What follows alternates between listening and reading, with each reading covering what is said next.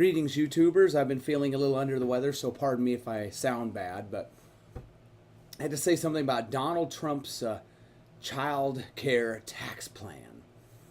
And the Donald, I have all the links underneath. The Donald's comments are in italics. I said, Donald Trump is basically just a George W. Bush compassionate conservative who will grow the size of government. Here's another example. And then details of his plan. And he says, in a world where almost 2/3 of mothers with children under age 6 are employed, the cost of childcare is an unavoidable family expense, and so are cars and buying clothes too.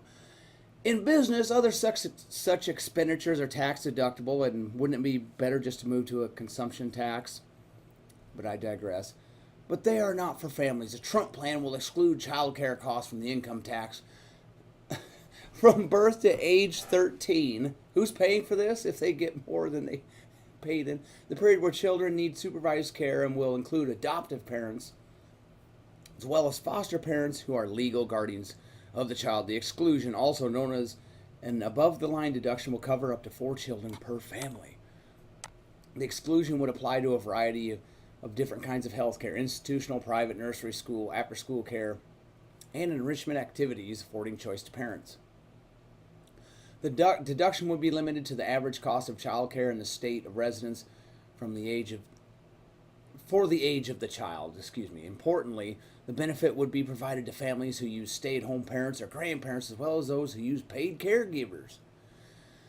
This would level the playing field for parents when it comes to determining what's in a family's best interest. It will also be a belated recognition by the federal government of the economic value of the work provided by stay-at-home parents. Well, isn't that a choice? Should the government be pushing marriage or not? Granted, I think what Alexander Fleming and Norman Borlaug did is more noble of a profession than, say, prostitution, but the Constitution doesn't care. How about, and this is my response, how about we level the playing field for everyone? Why are parents with children special? Or, well, I guess they wouldn't be parents that didn't have children. Why are people with children special? They are our future, they'll say. They are also a choice. How about levying, until we can repeal the 16th Amendment, no income tax until, and all filers will file as a single person, one hits, say, $17,000 adjusted gross income, no taxes on capital gains, dividends, so-called unearned income, then a flat 12.5% rate. No deductions for 401k, no deductions for child care, no employer deductions for providing health care insurance because it's the individual's problem now. No itemized deductions for donating to your church or to George Soros' Open Society Institute or the corrupt Clinton Foundation. Why more carve-outs? How many deductions do we have in the tax code? All which require paperwork to and fro. It's Rube Goldberg nonsense. So instead of simplifying the tax code, he's going to add more layers to it. And I assume some alphabet soup agency will decide what counts as these as part of these deductions. You'll see a lot of administrative law, I'm sure. Similarly, the Trump plan would also allow an above-the-line deduction for elder care costs necessary to keep a family member working outside the home. It would apply to costs like home care or adult day care costs for elderly dependents when those expenses are needed to keep family members in the workforce. The deduction would be limited to $5,000 per year. More people off the tax rolls, maybe? This will only take more folks off the tax rolls, and I'm all for poor people not paying income taxes, but this is getting ridiculous. You can't function without a car most of the time. I think we should give all folks under 30 a deduction to purchase a car, because without a car you cannot travel to the city to apply for a job, and in many cases you need a car to get that job. In addition, you'll get handed a big check in April for all these deductions, but Washington gets to keep that money all year and draw interest on it. More of the same from the Donald. While an above-the-line deduction is a significant tax benefit, it may not provide sufficient relief to the lowest-earning taxpayers.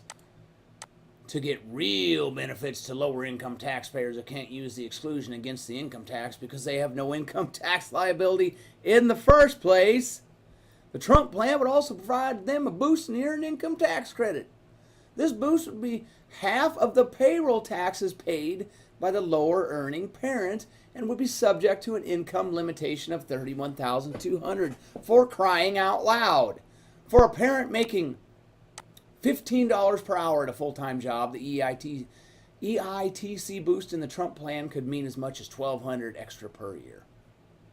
Importantly, when parents fill out their taxes, they can check a box to directly deposit any portion of their EITC into their child care savings account, discussed in more detail below. I got the links there, you can go read them. This will encourage saving, make it easier for low-income parents to receive their federal match. As I've said before, many folks get so much back, they don't even pay on net payroll taxes, and we've heard so much rabble from Trump and Hillary Clinton about preserving Social Security. It's my video on it. Heard so much rabble from Trump and Hillary Clinton about preserving Social Security. This program is becoming a vehicle simply to redistribute income, period. Should the government encourage saving? Well, yeah, I'd rather they encourage saving than, say, prostitution, but again, it's not Washington's job to do this. Is there anything there isn't a deduction for? How about allowing people to deduct their fuel expenditures, because that also takes money out of their pocket? And make sure you don't clear that $31,200 threshold, or you lose that deduction bonanza. How about that parent at the $15 an hour full-time job doesn't see their income taxed until they hit $17,500, and then it's a flat 12.5% rate with no deductions whatsoever? But the federal government will lose a lot of revenue. Yes, it will. It may not get to waste it on this garbage. Small government stupidity by Old Fart Rants, response to Old Fart Rants Part 2. And then I got another one on the military-industrial complex or a welfare state that traps folks in poverty and rewards slothfulness and poor choices. Here's another video you need to see.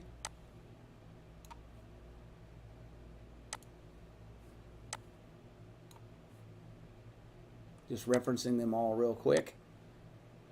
And the last one. Federal spending per capita. Here's something to ponder. The tax code, this is Donald again, the tax code combines the income of both spouses in a family when determining the marginal tax rate. So the additional income earned by a mother who returns to the workforce is taxed at the highest rate that applies to the family. The above-the-line deduction for child and elder care mitigates this effect. The tax code in Social Security is the real war on women, as I've said before. If little Miss Susie Homemaker decides to get a part-time job to save more for that dream vacation or a better retirement, her earnings, and what about married couples who have no kids? Her earnings are taxed at the rate her hubby's last dollar was taxed at. As you can see, payroll taxes and income taxes take quite a big bite out of her supplemental income. So, instead of lowering taxes across the board and making it simpler and fair for everyone, we'll create another carve-out for a special group. I'm skeptical of any protestations from Hillary or Trump that they'll cut spending. If you study the trajectory of federal spending as I have, you'll see why. These clowns only know how to spend money, and as the above demonstrates cater to certain groups with tax code gimmicks. I see a lot of generalized cut waste, fraud, and abuse, increase efficiency, but not much for details. And again, go read the rest of that drivel for yourself. Why does the government have to push folks to save for retirement or child care or whatever?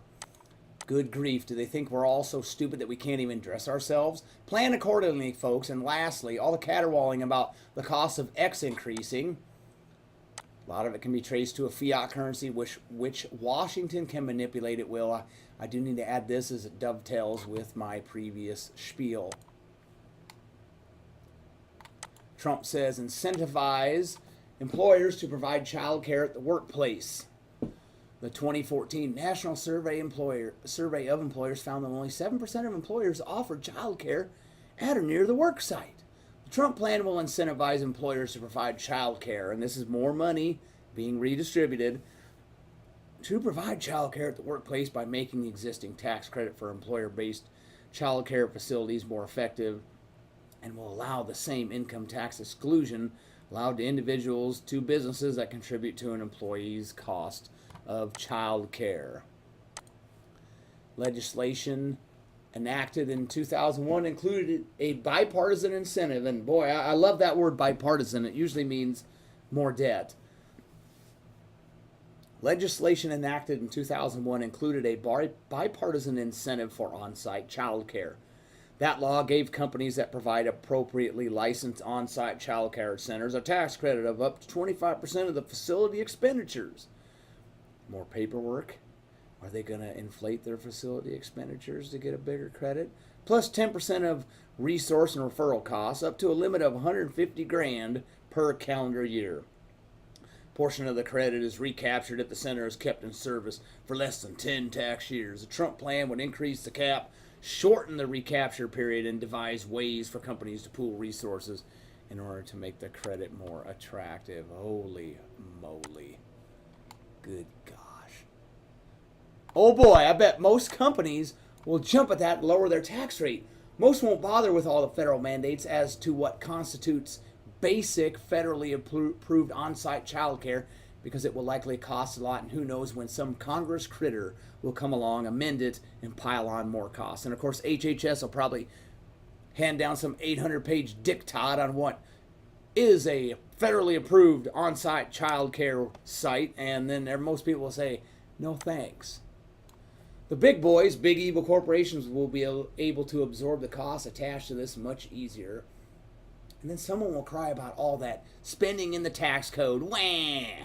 Well, we gave them, employers, a tax break to provide health care insurance. Why not give them a tax break to provide on-site child care, unless all the employees are men or are women in their 50s, and another tax break to provide a gym and health snack bar so everyone doesn't turn into a fat slob, and a tax break for car insurance, because who the hell doesn't need car insurance? Some idiot named Michael Lind wants an income tax credit for automobile purchases. He's serious. And why not a tax break for employer-provided clothing? Because who the hell doesn't need clothing? Woo! That's my Ric Flair. I'm sick, so I can't do Ric Flair very well. Look at all these great social engineering ideas we have. We can centrally plan your entire life, folks. It's all sunshine and rainbows from here on out.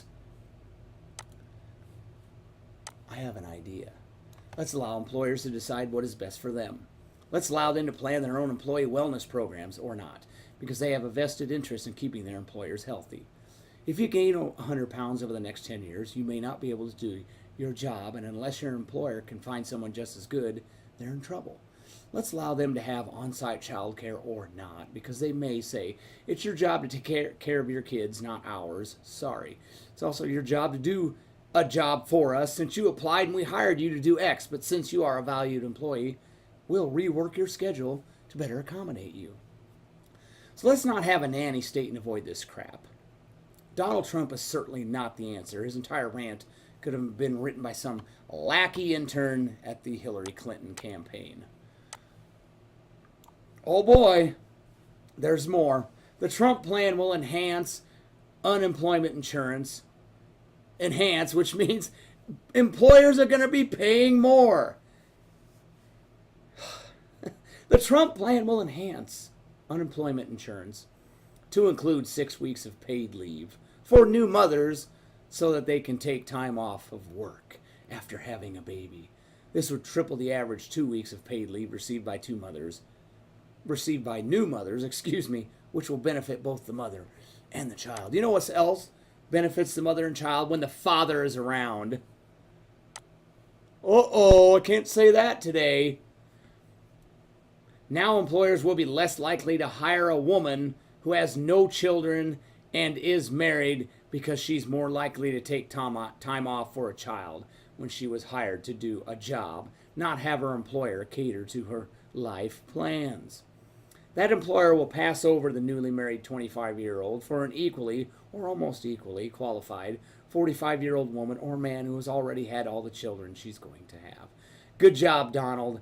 I cannot wait for your next Soviet-style 5-year plan. It should be a humdinger. Again, I apologize for sounding sick, but I had to get that out because, and I know I'll irritate some people, but it has to be said. I don't. People who vote for Donald Trump just because he's got an R by his name are just as ridiculous as the people who pretended to be against the Patriot Act and interventionism and debts, massive deficits, and then are voting for Hillary Clinton. So, yeah, this is why this country needs a third party, and this is why you should vote third party.